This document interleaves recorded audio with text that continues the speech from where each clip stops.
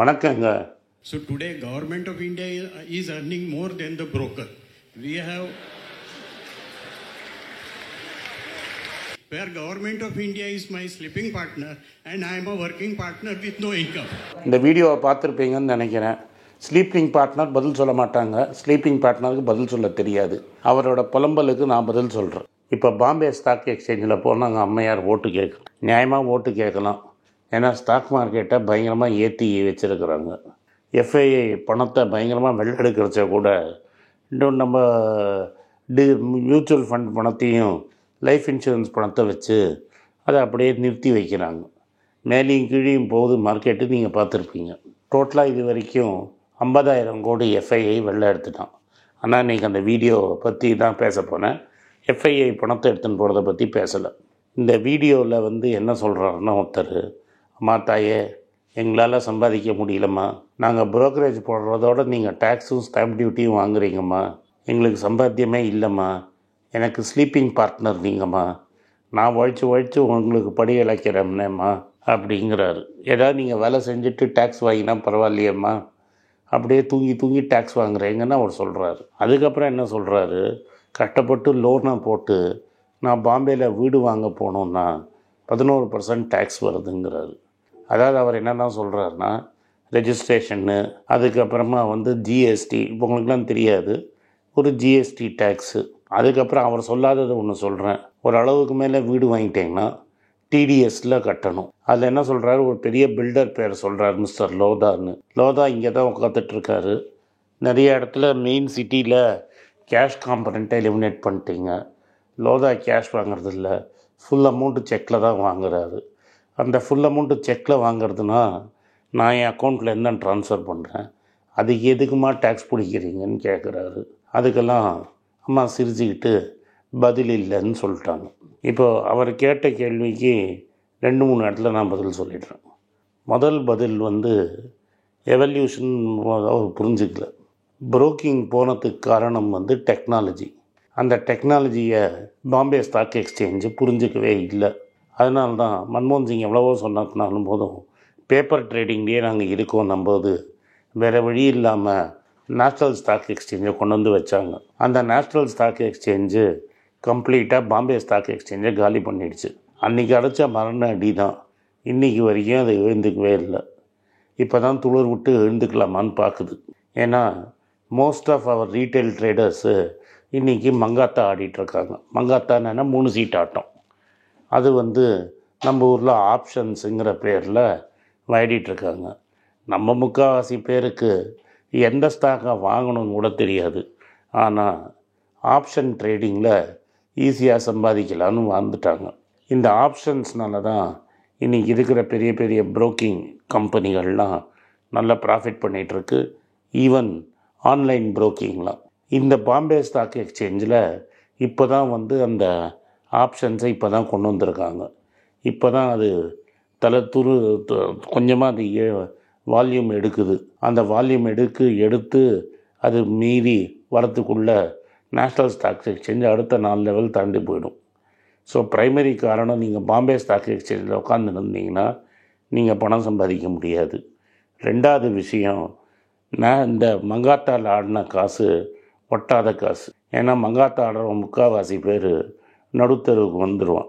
நான் புரோக்கிங் நான் முதல்ல ஸ்டாக் மார்க்கெட் வாங்குறச்ச நாங்கள் பாரிஸ் கார்னரில் பேட்டர்சன் அண்ட் கம்பெனின்னு ஒன்று இருந்தது. இப்போ அந்த பேட்டர்சன் கம்பெனியை இண்டஸ்இண்ட் பேங்க் வாங்கிட்டாங்க. அதுவும் மங்காத்தா கம்பெனியாக மாறிடுச்சு. பட் நாங்கள் வாங்குறச்ச வேப்பா ராமேசன் ஒருத்தர் புரோக்கராக இருந்தார். அவர்லாம் எப்படி பண்ணுவாங்கன்னா, அப்போல்லாம் கிளியராக சொல்லிடுவார், நம்மளுக்கு காசு இருந்தால் தான் வியாபாரம்னு.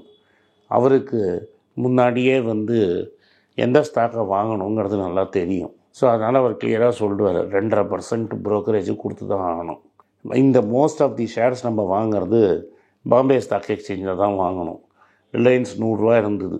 இந்த டோட்டல் ரிலையன்ஸ் போனஸ்லாம் வரத்துக்கு முன்னாடி நான் முதல்ல வாங்கினதில் ஒரு ஷேரில் ரிலையன்ஸ் 1, அதே மாதிரி லக்ஷ்மி எலக்ட்ரிக் கண்ட்ரோல் சிஸ்டம்ஸ்னு ஒரு கம்பெனி, அதை நான் ரொம்ப நாளுக்கு இப்போ ஒரு 5 வருஷத்துக்கு முன்னாடி விற்று தான் மஹேந்திராவை மாற்றிக்கிட்டேன். அந்த மஹேந்திராவில் ஒரு கிரைசிஸ் வரச்சா 5 வருஷமும் 10 வருஷத்துக்கு முன்னாடியோ. பட் நான் எதுக்கு சொல்ல வந்தேன்னா, அவர் வாங்கி கொடுத்தது நல்ல கம்பெனி ரெண்டுமே. இதை வாங்குப்பா, ஏன் வாங்குன்னு சொன்னார். நான் அவர் என்ன சொன்னார், ரூ. 100க்கு ரூ. 2000 எனக்கு கமிஷன் கொடுத்துடணும்.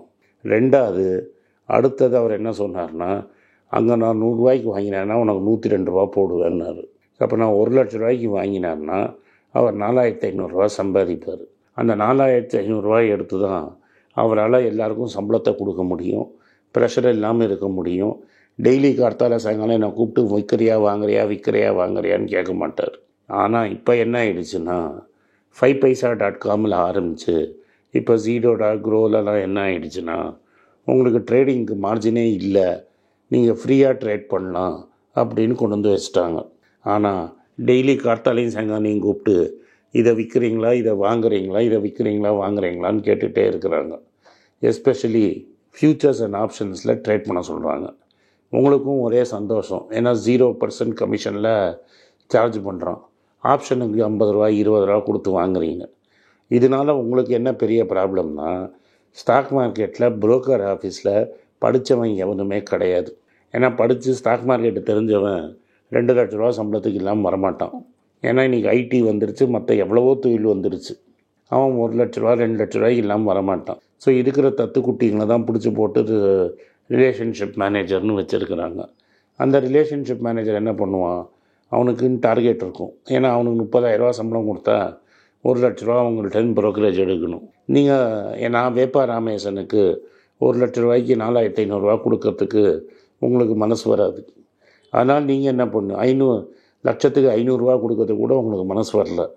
நீங்கள் என்ன பண்ணுறீங்க, இன்னும் அதை ஃப்ரீயாக பண்ணலாமா, கம்மியாக பண்ணலாமான்னு நாலேஜுக்கு பணம் கொடுக்கறதுக்கு ரெடி கிடையாது. நீங்கள் நாலேஜுக்கு பணம் கொடுக்கறதுக்கு ரெடியாக இல்லாதனால தான் அந்த புரோக்கர் அவ்வளோ கட்டப்படுறோம். தெளிவாக புரிஞ்சு. அது ஸ்டெப் பை ஸ்டெப் எல்லா இண்டஸ்ட்ரியிலையும் வரும். இப்போ நம்ம ஒரேடியாக சிறு தொழிலை இந்த 10 வருஷத்தில் ஒழிச்சிட்டோம். இப்போ சின்ன சின்ன ஹோட்டல் கடையெல்லாம் கொஞ்சம் கொஞ்சமாக மூட ஆரம்பிக்கும். நம்பலைன்னா முதல்ல நம்ம புரிய வைக்கிறேன். சரஸ்வதி ஸ்டோர்ஸுங்கிறது தான் ஏவிஎம்மோட முதல் பிஸ்னஸ்ஸு. செட்டியார் ரெக்கார்டு கடை வச்சு ரெக்கார்டு விற்றுட்டு இருந்தார். நானே கேசட் கடையில் நிறைய வாங்கியிருக்கிறேன். இன்றைக்கி ரெக்கார்ட் கடையும் கிடையாது, கேசட் கடையும் கிடையாது. யூடியூப்பில் கேட்டுட்டு பாட்டை கேட்டு போகிறது தான் முக்கால்வாசி பேர் பண்ணுறது. பாட்டுக்கு காசு கொடுக்கணும்னு நம்மளுக்கு தோன்றது கிடையாது. அதனால தான் அவன் என்ன பண்ணிட்டான், பாட்டை நீங்கள் எங்கேயாவது ப்ளே பண்ணோன்னா ஆளுக்கு கமிஷன் கொடுன்னு கேட்குறாங்க. இந்த இளையராஜா மற்றவங்களாம் அடிச்சுக்கிறாங்களா, அது யார் ரைட்டு யார் தப்புங்கிறது அப்புறம். முன்னெல்லாம் கேசட்டுக்காரன் ஒரு கேசட் விற்றா 5 பைசா 10 பைசா இவனுக்கு கொடுப்பான். இப்போ கேசட்டே சேல் கிடையாது. அப்போ இந்த ரைட்ஸ் யாருதுன்னு அடிதடி சண்டையிலேயே இது போயிடுச்சு. ஸோ அடுத்தது வெறும் புரோக்கிங் மட்டும் இல்லை. அடுத்தது என்ன போச்சு, இந்த பாட்டுக்கு யாருக்கு ஓனர் அப்படிங்கிறது போயிடுச்சு. இப்போது இது மாதிரி ஒன்று இப்போ செல்ஃபோனை நம்ம கடையில் வாங்கிட்டு இருந்தோம். இப்போ செல்ஃபோனை ஆன்லைனில் வாங்க ஆரம்பிச்சிட்டோம். கேமராவை ஆன்லைனில் வாங்கிட்டோம். மெட்ராஸில் முன்னெல்லாம் ஒரு 5-6 பெரிய புஸ்தக கடை உண்டு. கடைசியாக லேண்ட்மார்க்னு ஒரு கடை உண்டு. அங்கே போய் புஸ்தகத்தை பார்த்து வாங்கிட்டு இருந்தோம்.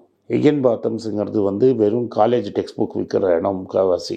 அவன்கிட்ட இந்த வேணுங்கிற நான் ஃபிக்ஷன் புக்ஸ் எல்லாம் இருக்காது. ஆக மொத்தம் இப்போ என்ன ஆகிடுச்சுன்னா, நீங்கள் அமேசானும் ஃப்ளிப்கார்ட்லேயே தான் ஆர்டர் பண்ணணும். எந்த புக்கை ஆர்டர் பண்ணணுங்கிறதுக்கு சொல்கிறதுக்கு உங்களுக்கு ஆள் கிடையாது. நம்ம கரெக்டான ஊழியத்தை கரெக்டான வேலை கொடுக்க மறந்துட்டோம்னா சொசைட்டியில் இது மாதிரி பல வேலைகள் போயிடும். அதை நம்ம புரிஞ்சுக்கணுமே தவிர மற்றவங்களை ப்ளேம் பண்ணி யூஸு கிடைக்காது. ஃப்ரீயாக கிடைக்கிறதுன்னு அர்த்தராத்திரியில் சந்தனத்தை பூசிக்க முடியாது. அதனால இப்போ என்னன்னா, ஸ்டாக் மார்க்கெட்டில் நாலேஜபிள் பர்சனே ரொம்ப கிடையாது. ஏன்னா நீங்கள் பணம் கொடுக்கறதுக்கு ரெடியாக இல்லை.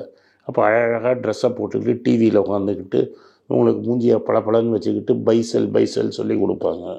நீங்களும் பை செல் பண்ணி உங்கள் கேபிட்டலையே விட்டுடுறீங்க. அதனால தான் அந்த ஆள் புலம்புறான். பாவம், அவனுக்கு என்ன நடக்குதுன்னு புரியல, அதனால் புலம்புறான். நன்றி, வணக்கம். உங்களுக்கெல்லாம் தெரியும், ரீசெண்டாக மீடியாவில் பார்த்துருப்பீங்க, ஏன்னா தமிழ்நாடு காங்கிரஸ் கமிட்டி ஊடக பிரிவு தலைவராக அப்பாயிண்ட் பண்ணியிருக்காங்க. ஸோ பொலிட்டிக்கலாக என்னோட வியூஸ் என்ன அப்படின்னு நீங்கள் ட்விட்டரில் ஃபாலோ பண்ணணும்னு நினச்சிங்க, @AnandS1967 என்னை ஃபாலோ பண்ணுங்கள். என்னோட real original ID Twitter ID for politics அதுதான். ஸோ பாலிட்டிக்ஸ் சம்மந்தப்பட்ட என்னோட எல்லா ஒப்பீனியன்ஸ் வியூஸ் எல்லாமே அதில் வரும். அதில் ஃபாலோ பண்ணுங்கள். நன்றி, வணக்கம்.